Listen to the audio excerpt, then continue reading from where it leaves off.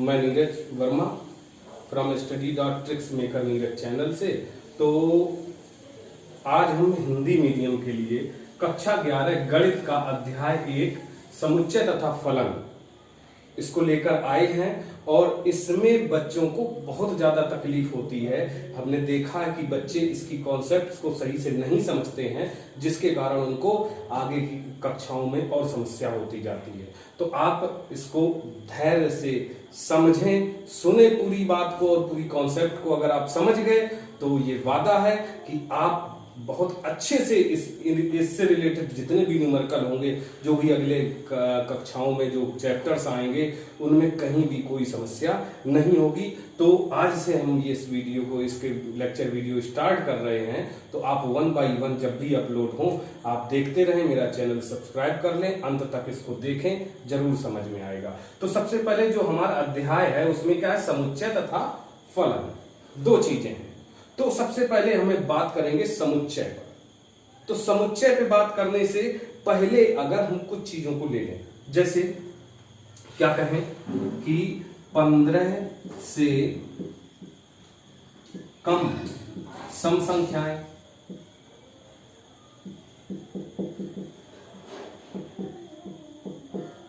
संख्याओं का समूह कहते हैं। तो ये हो सकता है 15 से कम सम संख्याओं का समूह, या कह दें भारत के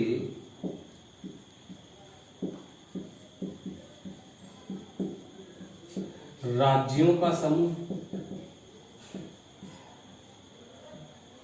और कह सकते हैं, कहें कि भारत के बड़े शहरों का समूह,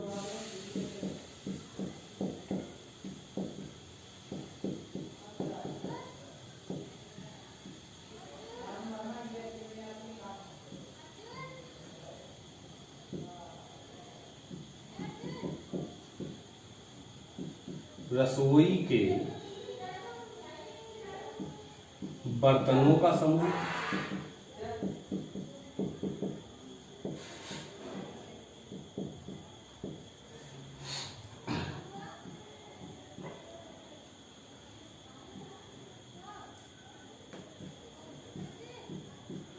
कक्षा के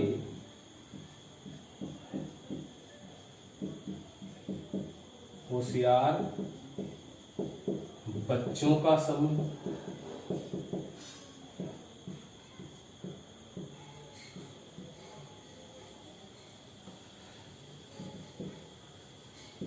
अच्छी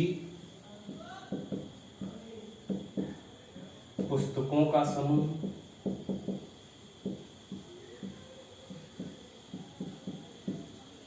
भारत के प्रधान मंत्रियों का समूह,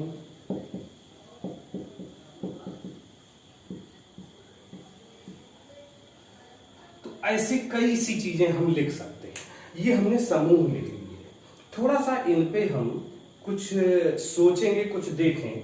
तो फर्स्ट वाला जैसे है, इस पे बात करें, इसके बारे में सोचें। तो इसमें हम देखेंगे, एक चीज देख रहे हैं कि 15 से कम सम संख्याओं का समूह। तो यहां समूह क्या होता, दो तरीके का होता। एक होता है सुपरिभाषित वस्तुओं का समूह होता है, और एक जो सुपरिभाषित वस्तुओं का समूह न हो। दो तरीके के समूह होते हैं। तो यहां जैसे देखते हैं, तो 15 से कम सम संख्याओं का समूह, 15 से कम। तो 15 से कम सम संख्या, अगर हम सम संख्याओं को बोले, जैसे हमने बोला 10, तो पहले तो होनी चाहिए सम संख्या। तो 10 बोल रहे हैं, तो 10 सम संख्याएं हम लोग जानते हैं कौन सी होती हैं, जो 2 से विभाज्य हो, जिनमें 2 का भाग चला जाए, तो जो 2 से पूरी कट जाए, वो क्या होती है, सम संख्याएं होती हैं। तो 10 सम संख्या है, 15 से कम है, इट मीन्स इसका होगी, इसमें होगी, इसके समूह के अंतर्गत वो आएगी। अगर हम बोल दें, मान लीजिए हमने बोल दिया 18, तो 15 से कम है ही नहीं 18, तो हम आगे कुछ देखें ही नहीं, वो इसके अंतर्गत आएगी ही नहीं। 15 से कम नहीं है, तो इसका मतलब इसके अंतर्गत नहीं आएगी, तो इस समूह में वो नहीं आएगी। अगर हमने बोला 2, तो 2 तो 15 से कम है, तो इसमें आएगी। तो ऐसे इसका मतलब क्या हो गया कि यहां पर सुपरिभाषित हो रहा है, जो वस्तुएं हैं वो सुपरिभाषित हो रही हैं, हमें बिल्कुल पता चल रहा है कौन सी वस्तु इसके अंतर्गत आएगी, कौन सी नहीं आएगी। तो ये कैसा हो गया? सुपरिभाषित वस्तुओं का समूह हो गया। ये कैसा हो गया? सुपरिभाषित है, सुपरिभाषित।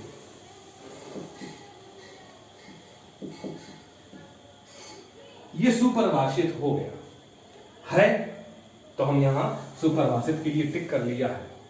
दूसरा, इस पे अब बात करें, भारत के राज्यों का समूह। अगर हम किसी राज्य का नाम ले लें, मान लीजिए हमने ले लिया क्या, मान लीजिए मेघालय ले लिया, तो आप तुरंत कहेंगे हाँ भारत के राज्यों के समूह में तो आ जाएगा, मेघालय तो है। अब हमने ले लिया कनाडा, तो कनाडा तो नहीं है राज्यों में, तो इसमें नहीं होगा। ऐसे ही अन्य कोई नाम ले लेते, अन्य हमने ले लिया मध्य प्रदेश ले लिया, मध्य प्रदेश भारत के राज्यों में आ रहा है। महाराष्ट्र ले रहे, भारत के राज्यों में है। लद्दाख ले ले, लद्दाख क्षेत्र अब तो हमारा केंद्र शासित में आ गया, तो भारत के राज्यों में है, केंद्र शासित है, तो भारत के राज्यों में हुआ हो। तो ऐसे ही जो भारत के राज्य होंगे वही यहां हम उनको रखेंगे, तो इसका मतलब ये भी सुपरिभाषित है। तो इस पे भी हम टिक कर लेते हैं कि ये भी सुपरिभाषित वस्तुओं का समूह है। अब तीसरे पे आते हैं, भारत के बड़े शहरों का समूह। भारत के बड़े शहरों का समूह, तो हमने हैदराबाद बोल दिया, तो आप कह भी सकते हैं कि हाँ है, बड़े शहरों में आ रहा है, हाँ है। अब हम लखीमपुर बोल रहे हैं, तो कैसे पता चलेगा? यहां मानक तो है नहीं, क्योंकि अगर हम कंपैरिजन में देखें तो लखीमपुर से बड़ा ये सीतापुर आ रहा है, सीतापुर से बड़ा जा रहा है लखनऊ हो रहा है, तो ये क्या हो रहा है? इसमें निश्चित नहीं है कि हम किसको बड़े में रखें, किसको ना रखें, तो यहां हमें कंफ्यूजन हो रहा है। मतलब ये सुपरिभाषित नहीं हुआ, और जब सुपरिभाषित नहीं हो पा रहा है तो हम इसको हम दिखा नहीं सकते, इसके अंतर्गत कौन कौन से शहर आएंगे, हम बिल्कुल कॉन्फिडेंटली पूर्ण आत्मविश्वास के साथ उनको नहीं लिख सकते हैं, उनको हम नहीं बता सकते हैं। इसका मतलब ये सुपरिभाषित नहीं है, ये सुपरिभाषित नहीं है। फिर देखते हैं चौथा नंबर, देखें 4 नंबर में क्या है। इसमें देखें रसोई के बर्तनों का समूह। अगर हम बोले कढ़ाई, तो कहेंगे हाँ सही है, कढ़ाई रसोई के बर्तन में आएगी।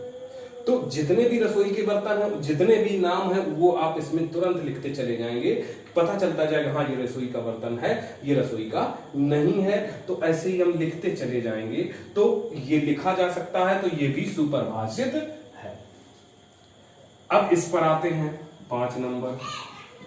क्या कहा? कक्षा के होशियार बच्चों का समूह। तो ये आप कैसे बता सकते कौन होशियार है, कौन नहीं है? कोई एक चीज में अच्छा है, कोई पढ़ने में बहुत अच्छा है, तो कोई खेल कूद में अच्छा है, कोई किसी, तो यहाँ कोई मानक निर्धारित किया ही नहीं गया। तो इसके जो इसमें होशियार बच्चों में आएंगे उनको भी हम लोग नहीं बता पाएंगे, तो ये भी क्या हुआ? सुपरिभाषित नहीं हुआ। अगला आता है कि क्या दिया है, अगला 6 नंबर पे देखें, अच्छी पुस्तकों का समूह। तो अच्छी पुस्तकों का समूह पढ़ने वाले के अनुसार होता है। कोई किसी पुस्तक को बहुत अच्छा बताता है, कोई दूसरी पुस्तक को बहुत अच्छा बताता है, तो हम अच्छी पुस्तकें भी निर्धारित नहीं कर सकते हैं, क्योंकि कोई एक पुस्तक बताता बहुत अच्छी है, दूसरा उसी को कह रहे नहीं वो नहीं अच्छी है, उससे अच्छी तो ये वाली है। तो यहां निर्धारित हो ही नहीं पा रहा कि कौन सी अच्छी है। सबके अपना अपना सोचने का नजरिया है, किसी के अनुसार ये अच्छी है तो किसी के अनुसार वो अच्छी है। तो इसका मतलब हम यहाँ अच्छी पुस्तकों को भी निर्धारित नहीं कर पाएंगे, तो ये भी सुपरिभाषित नहीं हुआ, ये भी सुपरिभाषित नहीं है। और 7 नंबर आ जाए, भारत के प्रधानमंत्रियों का समूह।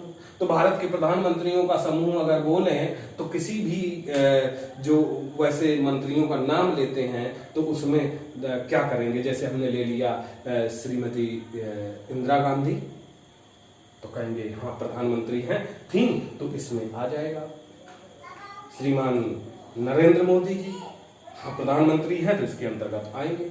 अगर हम कहते डॉक्टर राजेंद्र प्रसाद, तो डॉक्टर राजेंद्र प्रसाद नहीं आएंगे, आप तुरंत मना कर दोगे क्योंकि वो तो राष्ट्रपति थे, प्रधानमंत्री थे ही नहीं, प्रधानमंत्री के अंतर्गत नहीं आएंगे, डॉक्टर राजेंद्र प्रसाद नहीं लेंगे।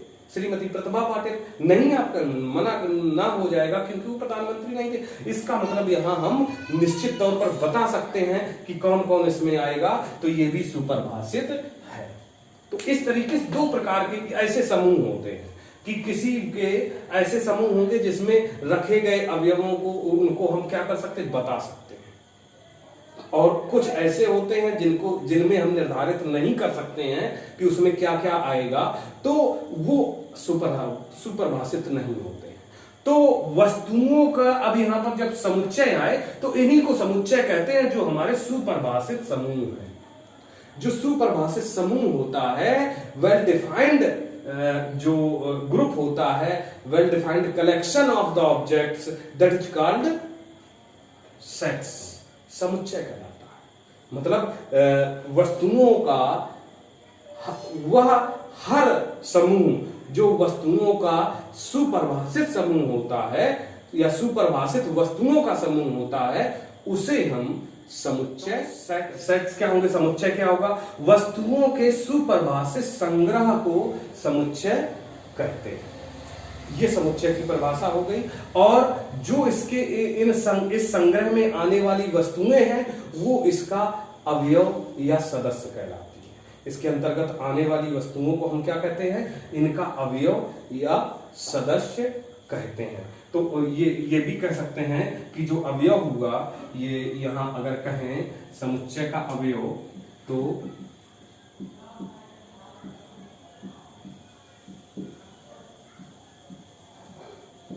तो समुच्चय का अवयव जो होगा तो वो क्या होगा, जाकर के वो होगा इसके अंतर्गत आने वाली वस्तुएं।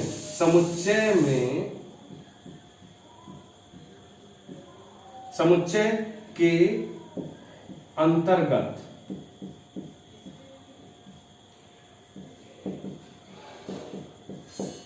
आने वाली वस्तुएं तथा अन्य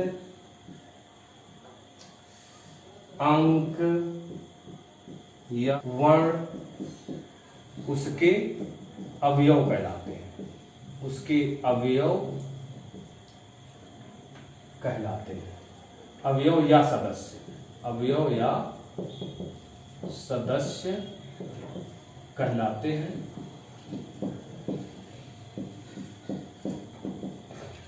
और अवयव को, इसे हम क्या कहते हैं, अवयव को क्या कहते हैं, इससे इस बिलोंग्स टू से, मतलब ये क्या अवयव है समुच्चय का, इस तरीके से भी इसको कह सकते हैं। तो इसको पढ़ने के लिए जैसे हम यहां लिख दें x बिलोंग्स टू a, अगर इंग्लिश में कहेंगे तो कहेंगे x बिलोंग्स टू a। थोड़ा सा इंग्लिश हम लोगों को सीखना जरूरी है, आगे इनका यूज होगा, इसलिए जानते रहे। x belongs to a Hindi में बोलेंगे तो x अवयव है समुच्चय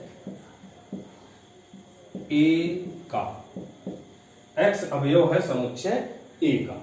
अगर अवयव नहीं है तो हम यहां क्या ऐसे लगा देते हैं, ये लिखा और इसमें कट लगा दिया और A लिख लिया, तो लिखा क्या लिखेंगे, x does not belong to set A, ये कहेंगे। और हिंदी में अगर कहेंगे तो x अवयव नहीं है समुच्चय A का। इस तरीके से हम इनको लिख सकते हैं। तो ये तरीका है कि ये समुच्चय का अवयव जो होता है, इंग्लिश में एक और चीज अवयव को बोलते हैं एलिमेंट। तो वैसे एक और तरीके से कैसे x is the element of set ए, ये बिलोंग्स टू कह सकते हैं, या कह सकते हैं एक्स इज क्या इज एलिमेंट ऑफ सेट ए, ये भी लिखा जा सकता है। तो चाहे ऐसे लिख लो या इस तरीके से बिलोंग्स टू, ये सिंपल हो जाता है। तो x belongs to set A, x अवयव है समुच्चय ए का। और अगर यहां कट लगा दिया मतलब ये अवयव नहीं है, तो x does not belong to set A. इस तरीके से एक्स अवयव नहीं है समुच्चय ए का, ये अवयव को हम बता सकते हैं। अब है समुच्चय का निरूपण, रिप्रेजेंटेशन ऑफ अ सेट। तो समुच्चय को दो तरीके से निरूपित किया जा सकता है। एक तो है आपका क्या, नियम विधि,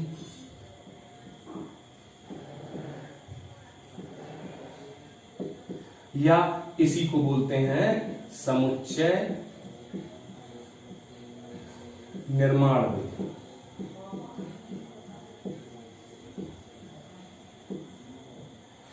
दूसरा होता है सारणी विधि,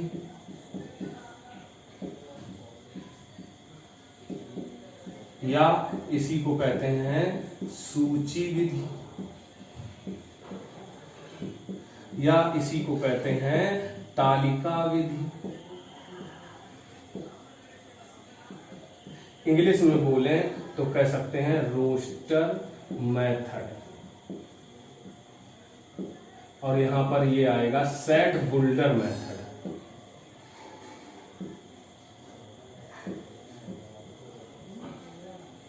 तो ये दो तरीके मुख्य हैं समुच्चय को निरूपित करने के, ये दो तरीके हैं।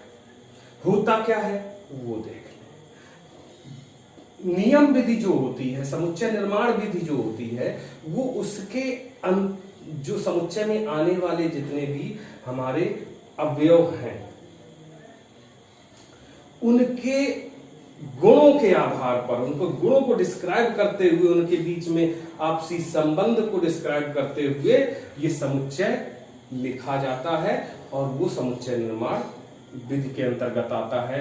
और सारणी विधि क्या होता है, सारणी विधि में उनके अवयवों को कॉमा के द्वारा लिख दिया जाता है, तो सारणी विधि होती है। दोनों चीजों को हम लिखते किसके अंदर है, मजले कोष्टक के अंदर लिखते हैं समुच्चय निर्माण विधि में। जैसे बात करें तो समुच्चय निर्माण विधि के लिए जैसे कोई भी एक लिख दें, जैसे और एक समुच्चय का जो होता है प्रदर्शित करते हैं, तो वो कैपिटल अक्षर, अंग्रेजी वर्णमाला के कैपिटल अक्षर जो होते हैं उनसे करते हैं, बड़े अक्षरों द्वारा करते हैं। जैसे ए लिख दिया तो ये क्या हो गया, ये समुच्चय को डिस्क्राइब करेगा और ऐसे लिखा जाएगा। मंझले कोष्टक में लिखने के बाद क्या लिखेंगे, एक्स सच दैट एक्स। अब इसके बाद इसको अगर हमने मान लो ये लिख दिया 2n तथा n belongs to natural number, comma n is less than 5, मान लो ये लिख दिया। तो ये देखो क्या दिखा रहा है, हमने सारी चीजें यहां कैपिटल एन याद कर लेंगे कि कैपिटल एन क्या होता है, नेचुरल नंबर्स को, प्राकृतिक संख्याओं को प्रदर्शित करता है।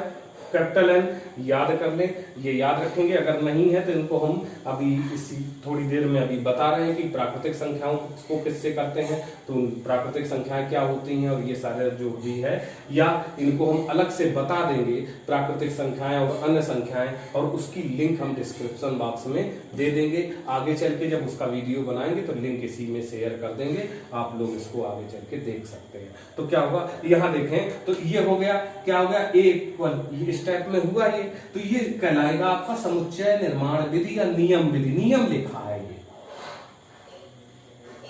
अब अगर हम इसको सूची विधि में लिखना चाहें तो क्या करना है, देखिए जरा कि x इक्वल है x सच दैट, x बता रहा है एलिमेंट ऑफ x ऐसा है कि x बराबर है 2n के। इसको समझना बहुत जरूरी है, यहाँ बच्चे बहुत परेशान होते हैं कि ये कैसे लिखा सर, इसको नहीं समझ पा रहे। तो यहां समझना है कि x ऐसा है कि x बराबर है 2n के, और जहां n क्या कहे, n जो अवयव है नेचुरल प्राकृतिक संख्याओं का, तो n का मान एक से स्टार्ट, प्राकृतिक संख्या एक से होती है, 1 2 3 4 5 6 7 8 ऐसे तो अनंत तक जाती हैं, तो वो होता है। और इसमें लगा दी लिमिट, ये क्या कर दिया, n इज लेस देन 5, 5 से कम है, तो हम अब यहाँ पर n का मान रखें। पहले 2, यहाँ n का मान n 5 से कम है तो कितना होगा, 4 तक जाएगा n का मान, 1 2 3 4 यही तो रखेंगे, तो यहाँ रखते जाएं। जब n इक्वल 1 रखा तो इसका मल्टीप्लाई होगा, 2 1 कम 2। जब n इक्वल 2 रखें तो 2 दूना 4, n इक्वल 3 रखें तो 2 3 6, और n इक्वल 4 रख दें तो 4 2 चौके 8। बस n लिमिटेड हो गया, n से रोक दिया गया, तो ये हमारा ये आ गया। तो ये हमारी क्या हो गई, सारणी विधि, दूसरी वाली विधि हो गई तालिका विधि, और ये हो गई नियम विधि। इन दोनों को एक दूसरे में बदल के लिखना, ये हमें सीखना पड़ेगा, ये आप जरूर सीखें। तो ये सीखने के लिए बड़ा कोई कठिनाई नहीं है, अगर आप प्राकृतिक संख्याओं और कुछ जो भी है अभाज्य संख्याएं, पूर्ण वर्ग संख्याएं, पूर्ण घन संख्याएं, ये सारी चीजें जानते हैं तो शायद ये बड़े आराम से हो जाएगा। ये हो गया। अब इसके बाद अगर कहीं यहां बराबर लगा होता तो इसका मतलब n का मान 5 से छोटा तथा 5 के बराबर है, तो यहाँ 5 भी और आता, तो 5 का भी यहां रखते तो 5 दूना 10 हो जाता, तो यहां तक चला जाता, इतनी होती। और अगर कहीं ये लिखा ही ना होता, इतना लिखा होता, तो क्या हो जाता, तो समझ लीजिए, तो ये हो जाता कि यहां पर n जो है वो प्राकृतिक संख्याओं से रिलेट कर रहा है और वो कहीं रोका नहीं गया, मतलब अनंत तक इसकी वैल्यू चलती चली जाएगी, तो यहां हम क्या लगा देते, n सॉन्ग, बस ये हो जाता, तो ये अनंत तक हो जाता। ये बता रहा है कि ये चलता ही रहेगा, बंद नहीं होगा, तो ये हो सकता था। तो निरूपण समझ में आ रहा है कि समुच्चय निर्माण विधि ये हुई, और ये क्या हो गई, सारणी विधि, ये नियम विधि हुई, ये सूची विधि, तालिका विधि, रोस्टर मेथड, ये सेट बुल्डर मेथड, ये रोस्टर मेथड, ये जानना जरूरी है। ये निरूपण आपका आता है तो इसको जानते जरूर है। अब एक आध और हो सकता है, वो क्या हो सकता है, रिप्रेजेंटेशन में और भी एक आध न्यूमेरिकल दे दें, जैसे कुछ ये लिख दिया, ये तो ऐसे था, अभी हम लोग इतने ग्रुप से सब समझे थे, उसी में से देख लें। अगर मान लो हमने कोई बी लिख दिया तो सेट बी बता रहा है, बी को निरूपित कर रहा है, यहां हम क्या लिखें, x such that x Bharat का प्रधानमंत्री है,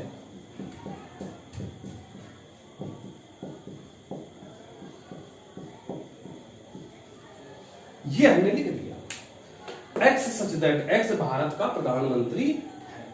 तो अब यहां वो नहीं लिखेंगे कि प्रधानमंत्रियों का संग्रह है, प्रधानमंत्रियों का समूह है, नहीं, वो हमने मंजिला कोष्टक यहां लगाया है, और ये निरूपण है, ये बता रहा है कि ये पूरे प्रधानमंत्री है कह रहे, तो वो सारे प्रधानमंत्री इसमें इसके अंतर्गत आएंगे। और यहाँ शुरुआत जब हम कर लेंगे तो बी इक्वल शुरू से हम करेंगे, पंडित जवाहरलाल नेहरू, पंडित जवाहरलाल नेहरू से स्टार्ट करेंगे और वर्तमान प्रधानमंत्री तक आएंगे, क्या, श्री नरेंद्र मोदी, या ये आ जाएगा नरेंद्र मोदी। ऐसे ये जो बीच में जितने भी हुए हैं सबको यहाँ हम लिख लेंगे, और ये हमारा ऐसे हो जाएगा। जब इस तरीके से लिखेंगे नाम बाय कॉमा में लगा के, तो ये हमारी सारणी विधि हो गई, और ये क्या हो गया, समुच्चय निर्माण विधि हो गया। तो इस तरीके से ये भी हम इसको भी लिख सकते हैं।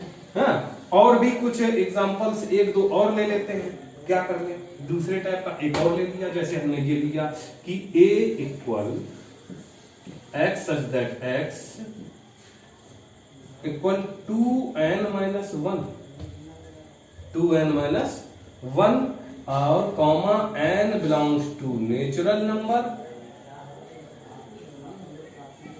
तथा n is लेस इक्वल, या ये कर दिया कि n is greater equal 3 and less than 10, ये दे दिया। अब यहां से अगर इसको करना है तो ये देखो, ये क्या है, नियम विधि है, ये हमारा समुच्चय निर्माण विधि रखी हुई है, और इसको अब हमें सारणी विधि में परिवर्तित करना है। तो सारणी विधि में कैसे लिखें, तो एक चीज हम देख रहे हैं कि x इक्वल ये है, और n किससे बिलोंग कर रहा है, नेचुरल नंबर, प्राकृतिक संख्याओं से, तो 1 2 3 4 5 6 7 8 ऐसे ही चलेगा। लेकिन इसकी लिमिट दे दी है कि 3 से बड़ा तथा बराबर है और 10 से छोटा है।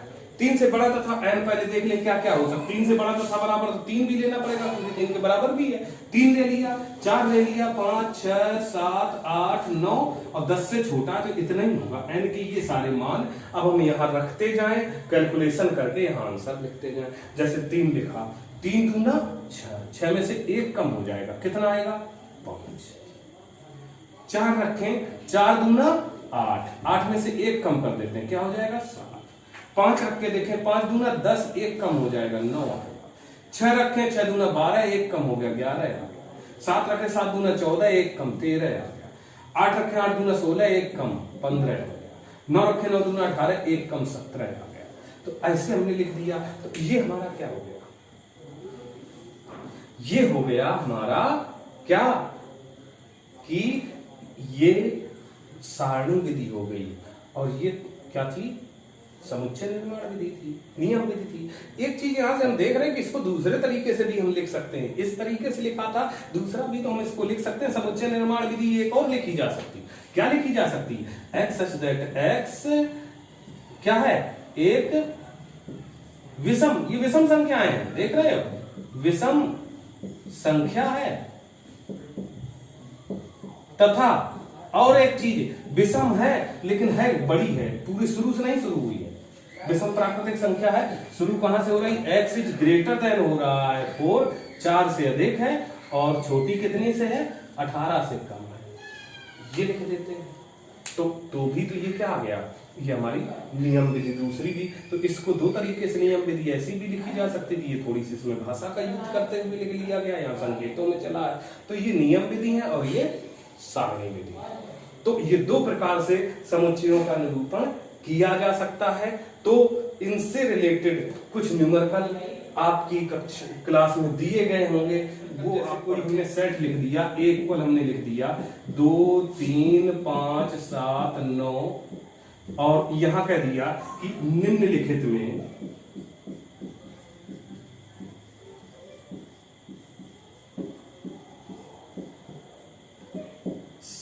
अवयव है या अवयव नहीं है, भरें, इनको भरें, रिक्त स्थानों में भरें। अब पहला यहां क्या दे दिया फर्स्ट में कि ये लिख दिया कि 3 खाली स्थान ए, दूसरा क्या दे दिया 6 खाली स्थान में ए, थर्ड दे दिया 9 खाली स्थान में ए, फिर अगला दे दिया चौथे नंबर पे दे दिया 8 खाली स्थान ए, पांचवें पे दे दिया 1 खाली स्थान ए, और छठे पे दे दिया क्या कि 5 खाली स्थान ए। इस टाइप से दे दिया। आपका इनमें भरें तो ये भरने में कोई समस्या तो नहीं होनी चाहिए। देखते जाएं, जो इसके अंदर होगा वो उसका अवयव होगा और उसमें नहीं है तो अवयव नहीं है, वो यहाँ भरते चले जाए। देखें यहाँ 3 तो इसमें है तो अवयव है, तो ये भर दिया। इसको भर लेंगे, दूसरे कलर से देख लेते हैं, ये अदर कलर से देखें। अब ये वाला इसमें देखें 6 तो इसके अंतर्गत है नहीं, तो अवयव नहीं है, तो अवयव नहीं वाला भर देते हैं। 9 इसमें है तो ये अवयव है, तो अवयव लगा देते हैं ऐसे। ये 8 तो क्या है, अवयव नहीं है, तो अवयव नहीं है का लगा देते हैं। 1 ये भी इसमें नहीं है, तो अवयव नहीं है का लगाते हैं। 5 इसमें है तो अवयव है का लगा देते हैं। ऐसे कर सकते हैं। ऐसे भी कई न्यूमेरिकल आपकी प्रश्नावली में होंगे। तो इतना आज जो हमने बताया है, इस पर इसका अध्ययन करें, सीखें और बने रहें हमारे साथ। हम आपको पक्का वादा करते हैं कि आप समुच्चय और फलन बहुत अच्छे से सीख जाएंगे। केवल सीखते रहें, बने रहें हमारे साथ में। थैंक यू, फिर मिलेंगे।